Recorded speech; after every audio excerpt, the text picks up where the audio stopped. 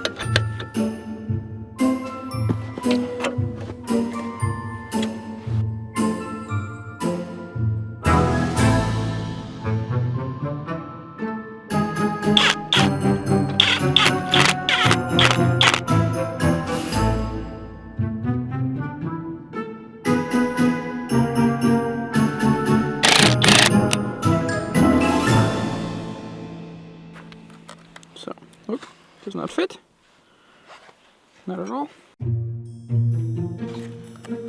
Center.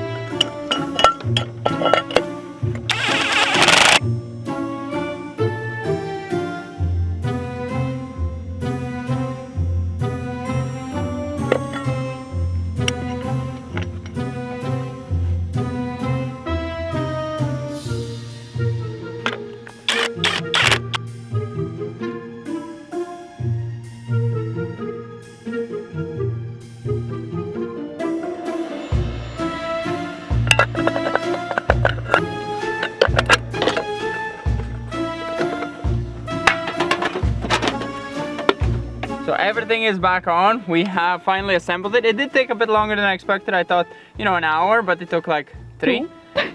So yeah, it took a bit longer because we had to also adjust the valves. We had to do a lot more work. So now we're gonna start it. We're gonna turn off the hydraulic pump because I think that is causing our problem. As well, you cannot have hydraulic pump in such cold. You need to first warm up the engine, stop the engine, turn on hydraulic pump, and keep running.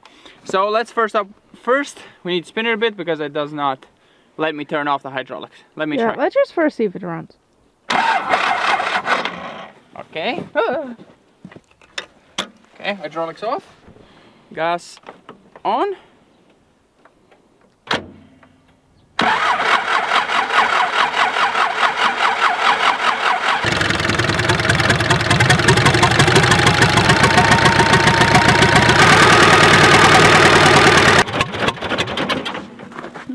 Why did it stop?